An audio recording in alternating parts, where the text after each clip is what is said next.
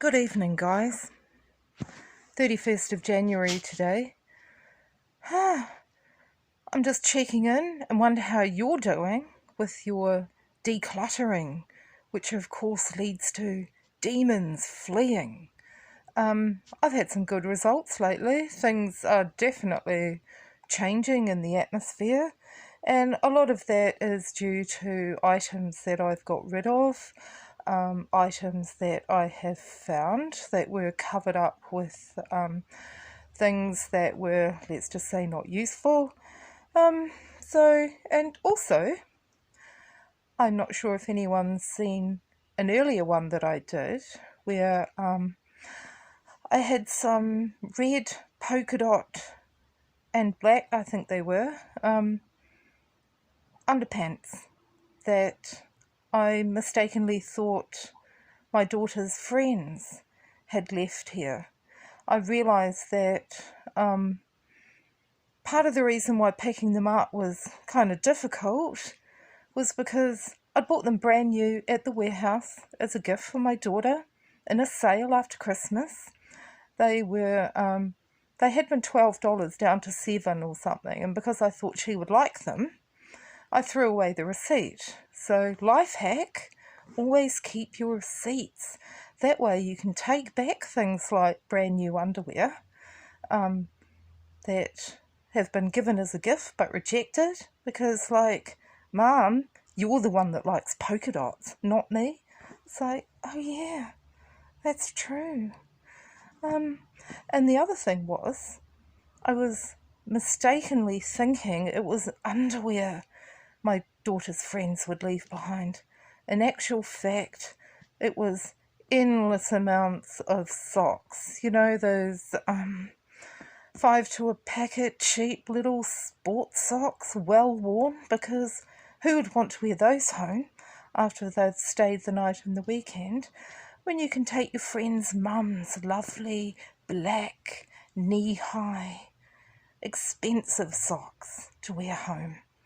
And another life hack, instead of complaining to your kids about things like that, try and have a word with the one who's doing it, or a gentle phone call to say, look, I hate to do this, but I've just invested a whole lot of money in new socks and they're disappearing, and I'm just wondering if, because I've got so many pairs of your daughter's socks. I mean, it's a difficult conversation, but you really need to have those sorts of conversations.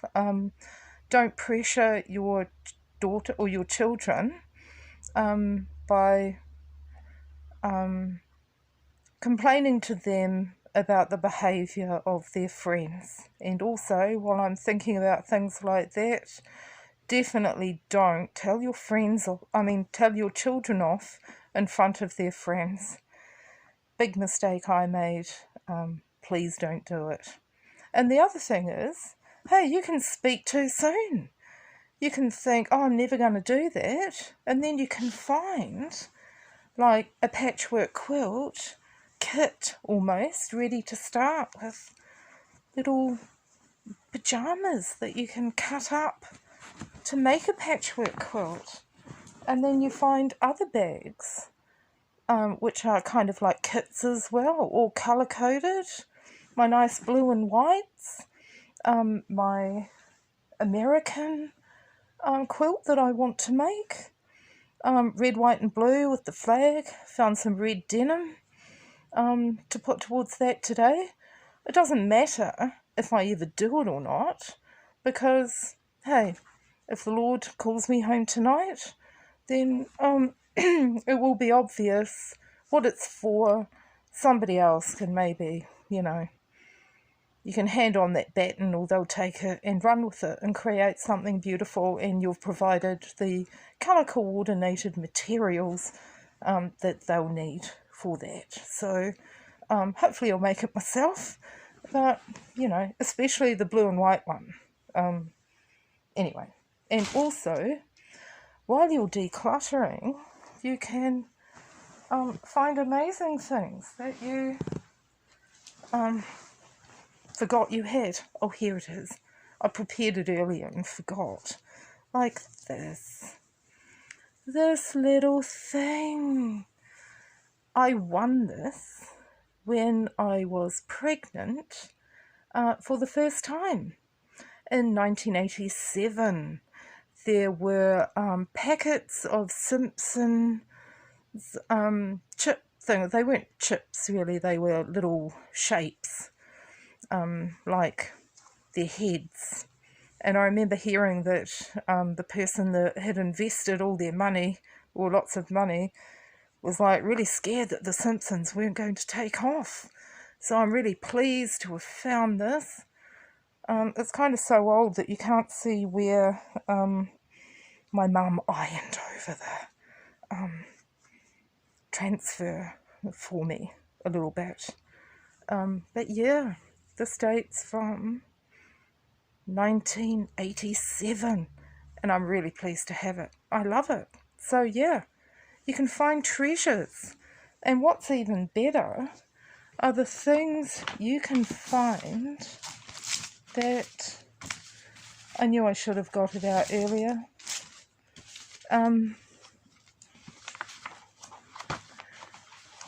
Where have they gone? I'm looking for an amazing little letter addressed to me that my youngest daughter wrote, and I don't have her permission, so maybe I won't read it out, although if I find it in the next couple of minutes I will. Yeah, I don't know where it's gone. I probably put it out somewhere so that I didn't lose it, and then forgot that I did that and went back to the place where I first found it. I also found some Trinity College of Music results, which, I mean, they're pretty old. They were my dad's, and it was nice to have those to, yeah, it was just nice to have them. I found his university results, and I realise now, man, he wouldn't have liked it, that I got, it was only a B minus, but I got a B minus for Economics 101, and he only got a C plus. He would have hated that. No wonder he was... But anyway, yeah, I think I'll leave it there. I am kind of disappointed that I can't find that really beautiful letter that my precious little girl wrote me. It's so sweet. It's so sweet. And of course every mother knows that it's that sort of thing that is more precious than gold. You've got to hang on to those. It doesn't really matter about keeping every little finger painting thing they do, although I've still got most of them from both of my girls. But, you know, when they're old enough to write, because they've started school, and they write something from the heart, it's just exactly what you need to keep going and make you happy and make you think, wow, life is really worth living. Especially when I nearly said the terrible twos, the terrible teenage years, and beyond sometimes can happen, and things get messed up. Other people can interfere in your relationship with your children or other relatives, telling them lies about you, and it hurts and it interferes. So, yeah, I would recommend finding, if this applies to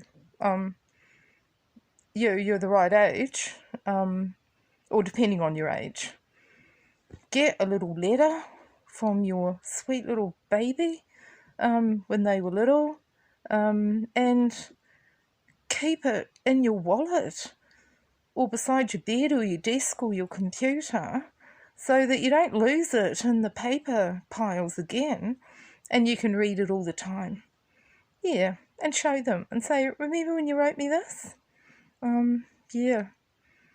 All right. On that cheery note, I hope you're having a really fantastic day. Carry on decluttering. Demons really do go once you get rid of items that are better off not being in your home. They can trigger memories that you can pray about. They may let you know that there's been a curse that somebody has made against you. And greater is the power in, how does it go? Greater is he that is in me than he that is in the world. But if you don't know to be able to use that power because you're oblivious to a curse, I'm not going to go into the details about what I realised. But yeah, you need to have knowledge because these things can remain hidden for a long, long time. And I'm only just now realising about a curse that was put on me. Wow. And then redone and redone the longer I hung around these people that I didn't see very often but thought were friends, when really it was just not like that at all. Yeah, so good luck with that for the things in your life that are similar. And yeah, I just want to shout out to Tonga. I read online that there was another, like an aftershock, and with all those islands out there, there must be people that, yeah, yeah, God look after all those people involved in that. Thank you to the ones that are helping, and I know there were 6 dead, I think. Kia kaha to their families, and yeah, I've got a wee secret that I'm not going to say right here because it's personal, but there's a reason why my heart is with Tonga at the moment, and the people there. All right, have a wonderful evening or morning or wherever you are in the world if you're seeing this, and until next time, God bless you. Amen.